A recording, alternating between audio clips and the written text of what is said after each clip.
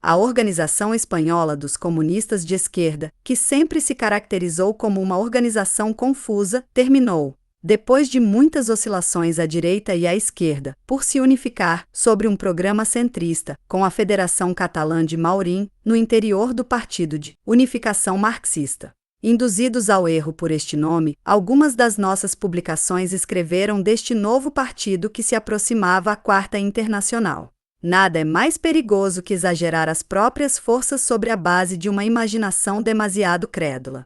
A realidade nunca tarda em nos trazer uma desilusão cruel. Os jornais nos informam que na Espanha o conjunto dos partidos de esquerda, tanto burgueses como operários, constituíram um bloco eleitoral sobre a base de um programa comum, que, evidentemente, em nada se distingue do programa da Frente Popular Francesa nem de todos os outros programas charlatanescos do mesmo gênero. Ali encontramos a reforma do Tribunal de Garantias Constitucionais, a manutenção rigorosa do princípio de autoridade, a libertação da justiça de todas as pressões de ordem política ou econômica, a libertação da justiça capitalista da influência do capital e outras coisas do mesmo gênero.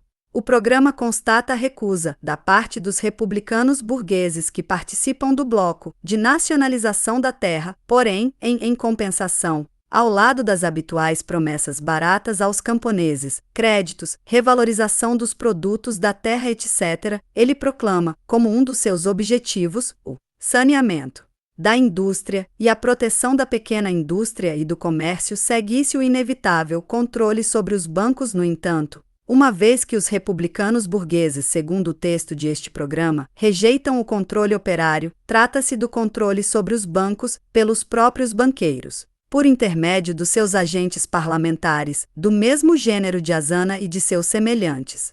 Enfim, a política exterior da Espanha deverá seguir os princípios e os métodos da Sociedade das Nações.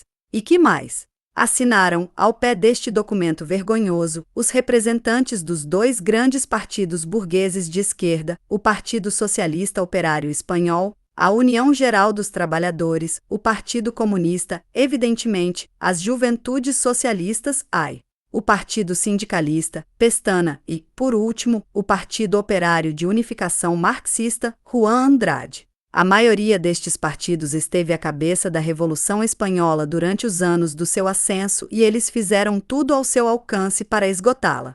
A novidade consiste na assinatura do partido de Maurín Nino Andrade. Os antigos comunistas de esquerda se transformaram simplesmente no vagão a reboque da burguesia de esquerda. É difícil conceber uma queda mais humilhante.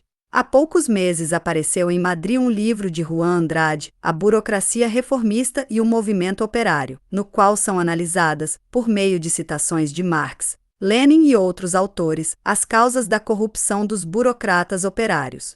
Juan Andrade dedicou-me seu livro por 2 vezes, as 2 vezes com dedicatórias muito calorosas, onde me chama de seu chefe e mestre. Este gesto que, em outras circunstâncias, não poderia fazer mais que me alegrar, obriga-me agora a declarar com tanta maior firmeza que nunca ensinei, jamais ensinei a ninguém, a traição política.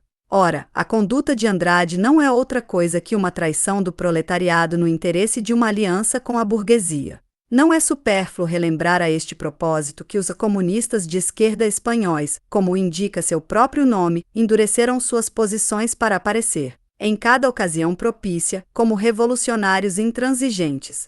Em primeiro lugar, condenaram severamente os bolcheviques-leninistas franceses em função do seu ingresso no Partido Socialista, jamais e de modo algum entrar de modo temporário em uma organização política de massas para lutar implacavelmente em suas fileiras contra seus chefes reformistas sob a bandeira da Revolução Proletária. Isto é oportunismo, porém. Concluir uma aliança política com os chefes do Partido Reformista sobre a base de um programa manifestamente desonesto e que serve para enganar as massas e encobrir a burguesia. Isto é coragem. É possível envelhecer e prostituir o marxismo mais que isso? O Partido de Unificação Marxista pertence à famosa Associação de Londres dos Partidos Socialistas Revolucionários, EDAG. A direção desta última encontra-se atualmente nas mãos de Fener Brockvai, secretário do Independent Labour Party. Já dizemos que, pese aos antiquados e previsivelmente incuráveis preconceitos pacifistas de Maxton e de outros, O ILP assumiu na questão da Sociedade das Nações e das Sanções uma posição revolucionária honesta, e todos nós lemos com satisfação uma série de excelentes artigos a este respeito no New Leader. Nas últimas eleições parlamentares, o Independent Labour Party recusou-se até mesmo a apoiar no plano eleitoral os trabalhistas justamente porque estes últimos sustentavam a Sociedade das Nações. Em si, esta recusa constituía um erro tático. Ali onde o Independent Labour Party não tinha condições de apresentar seus próprios candidatos, devia apoiar os trabalhistas contra os conservadores.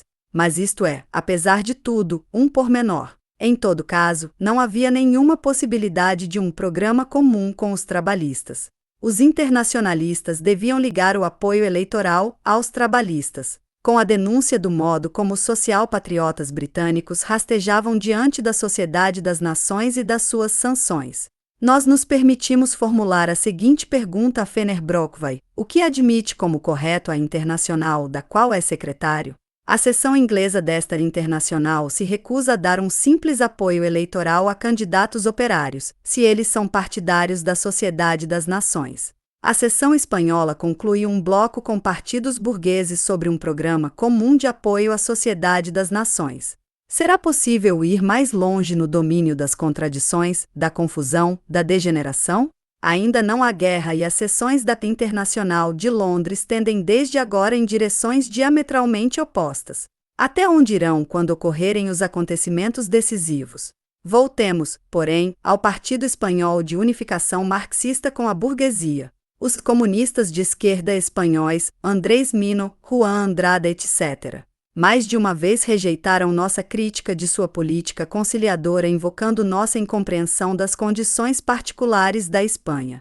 Argumento habitual de todos os oportunistas, pois o primeiro dever do verdadeiro revolucionário proletário consiste em traduzir as condições particulares do seu país para a linguagem internacional do marxismo, compreensível também no interior das fronteiras de seu próprio país. Por enquanto, porém, não há necessidade destes argumentos teóricos. O bloco espanhol formado pelas direções do movimento operário com a burguesia de esquerda não tem em si mesmo nada de nacional, pois em nada difere da Frente Popular, formada na França, na Tchecoslováquia, no Brasil e na China.